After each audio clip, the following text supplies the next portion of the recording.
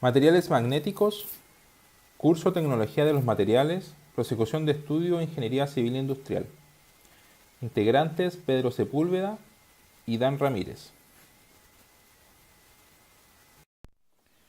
Dipolos magnéticos y momento magnético. Las estructuras básicas del magnetismo son los dipolos magnéticos y son aquellas capaces de generar un campo magnético dipolar. Un ejemplo es el planeta Tierra, que por su giro de rotación posee un campo magnético que es atravesado por las líneas de campo, entrando por el polo norte y saliendo por el polo sur.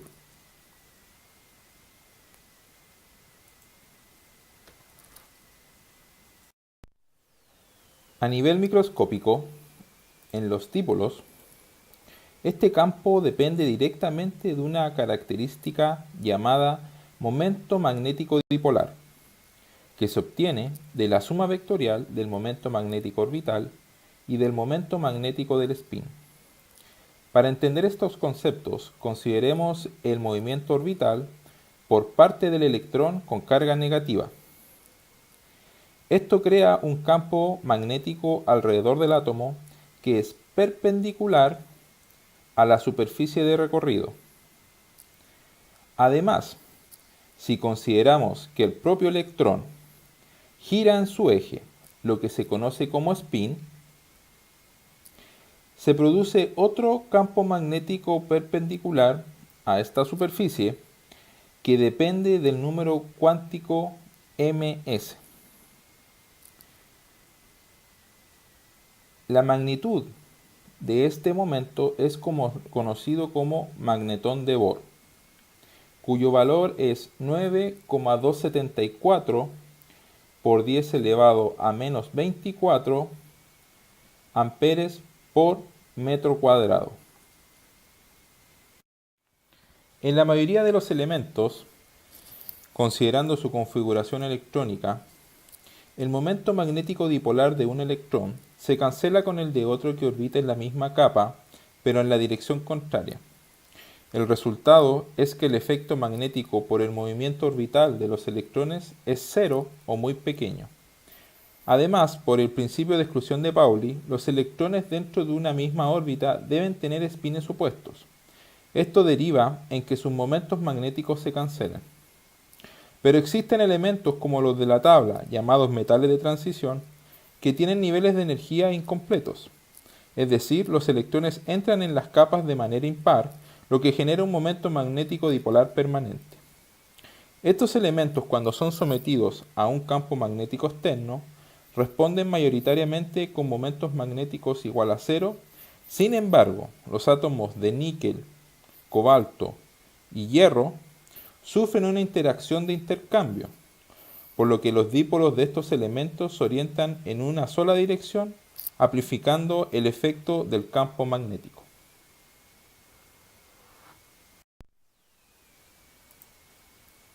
Magnetización, permeabilidad y campo magnético. Consideremos una bobina con n vueltas en el vacío.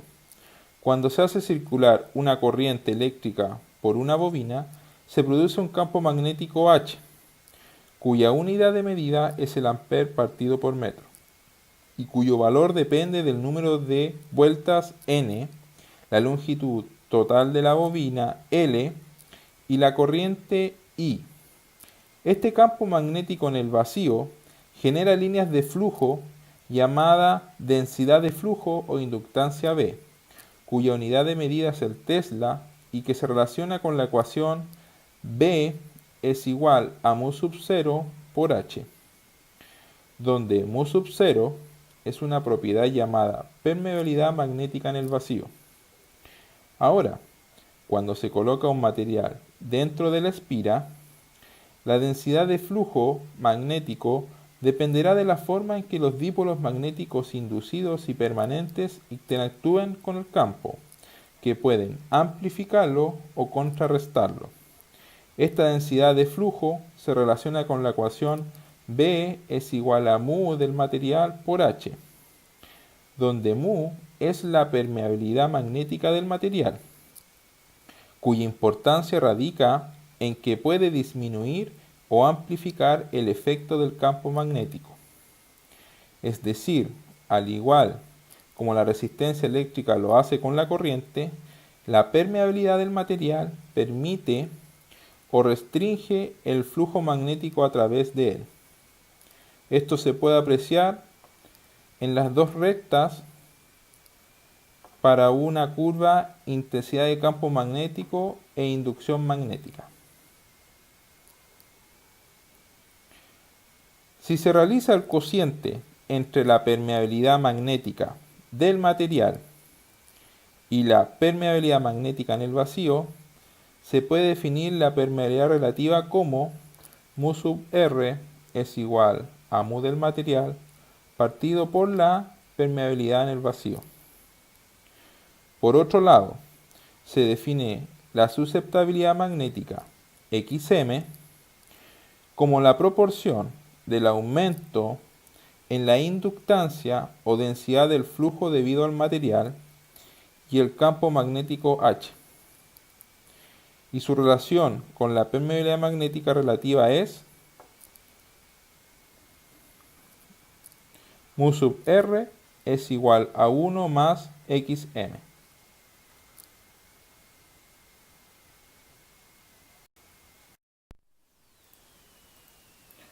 Materiales diamagnéticos, paramagnéticos y ferromagnéticos. De acuerdo a la permeabilidad, los materiales se pueden comportar como diamagnéticos.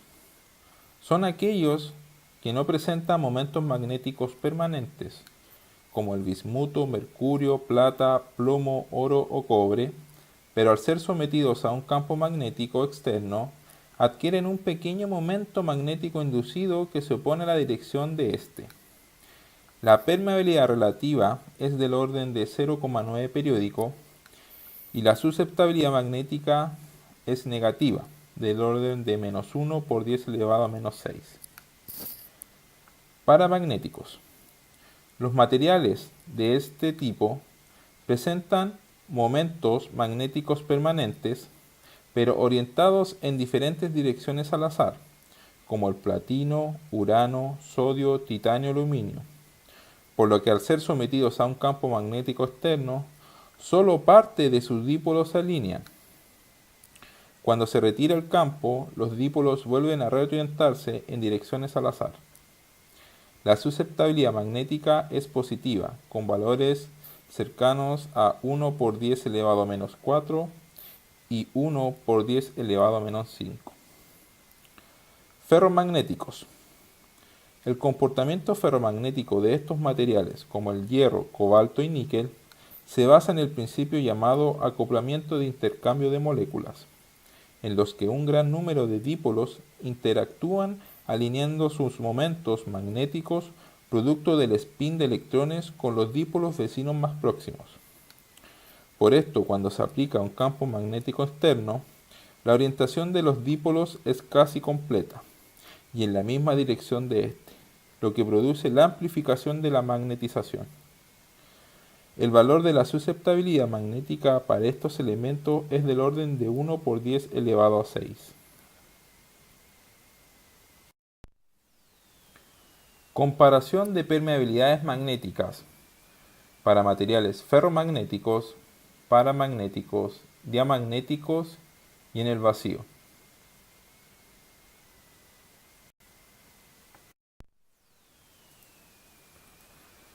Cuando se incrementa la temperatura en los materiales ferromagnéticos, existe un punto conocido como la temperatura de Curie, que es variable para cada material, y en donde pierden su comportamiento ferromagnético y se comportan como paramagnéticos.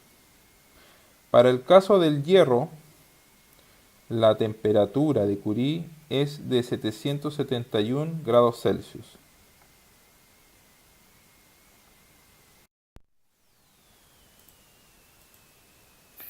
Curva de magnetización.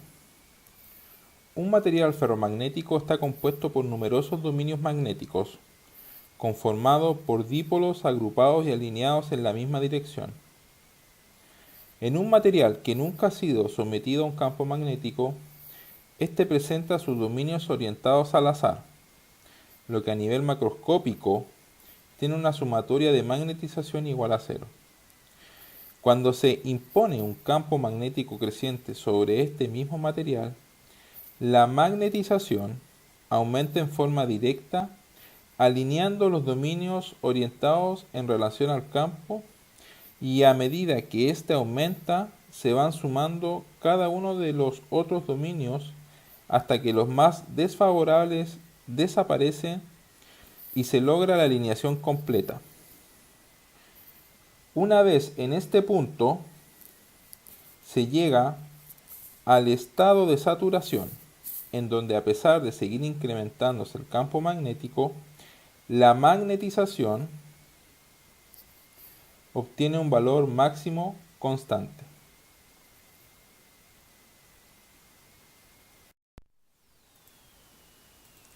Ciclo de histéresis.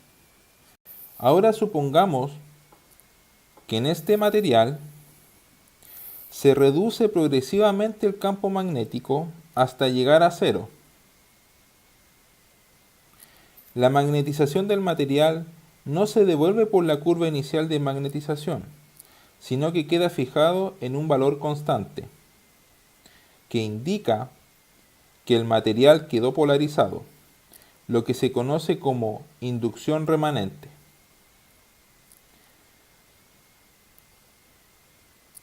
Si se aplica un campo magnético inverso a este material, se observa que para reducir a cero la inducción remanente, se debe aplicar una intensidad de campo magnético coercitivo. Si éste sigue aumentando, se llega a la zona de saturación inversa. Si nuevamente se invierte el sentido del campo magnético, ocurre el proceso anterior pero de forma inversa. La curva trazada se denomina ciclo de histéresis, cuya área contenida en el interior da cuenta de la energía consumida durante un ciclo del campo alternante.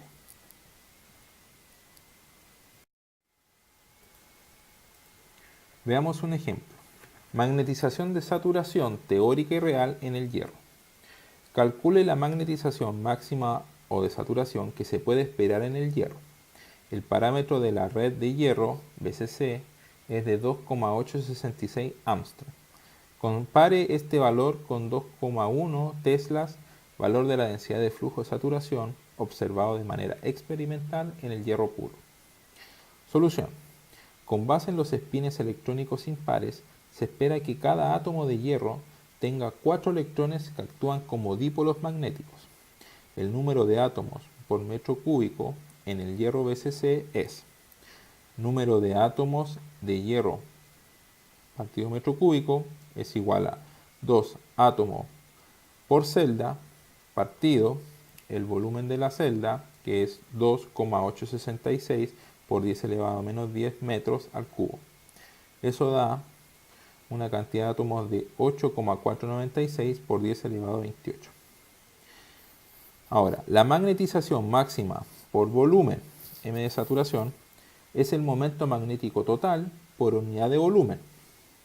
Por lo tanto, m de saturación es igual a 8,496 por 10 elevado a 28 átomos partido metro cúbico por el magnetón de Bohr, que es 9,274 por 10 elevado a menos 24 amperes metro cuadrado. Y eso por la cantidad de electrones libres que tiene el hierro, que en este caso son 4. Lo que nos da una magnetización de saturación de 3,15 por 10 elevado a 6 amperes partido por metro. Ahora, para convertir el valor de la magnetización de saturación M en densidad de flujo por saturación B en Tesla, es necesario conocer el valor de la permeabilidad en el vacío por la magnetización. Para materiales ferromagnéticos, el aporte de la densidad de flujo en el material es mucho mayor que si no estuviera, por lo tanto esta se puede obviar, ya quedando así que la inductancia o densidad de flujo o saturación es igual a la permeabilidad en el vacío por la magnetización de saturación. Así, la inductancia es igual a 4pi por 10 elevado a menos 7 Weber partido amper por metro por 3,15 por 10 elevado a 6 amper partido metro, lo que nos da que la densidad de flujo es igual a 3,96 Weber partido metro cuadrado, lo que equivale en el sistema internacional a 3,96 teslas. Ahora, este valor es casi 2 veces más que el valor observado experimentalmente de 2,1 teslas. Si se invierten los cálculos, se puede demostrar que cada átomo de hierro contribuye con solo alrededor 2,1 magnetones de Bohr y no 4. Esta es la diferencia entre el comportamiento de átomos individuales y el de un cristal sólido. Se puede demostrar que en el caso del hierro, la diferencia se debe al momento orbital de los electrones 3D que está siendo anulado en el cristal.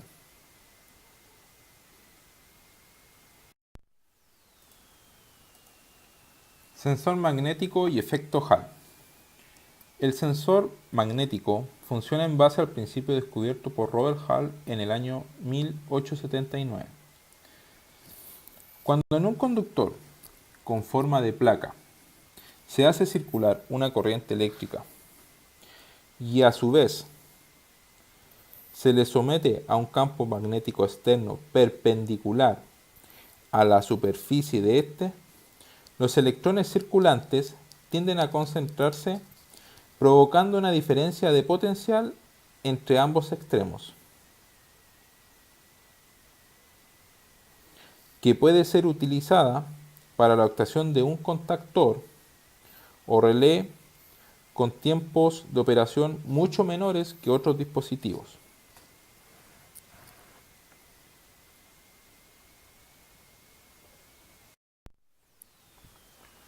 Una aplicación de estos sensores es el que se utiliza para medir la velocidad de giro de engranajes a altas temperaturas.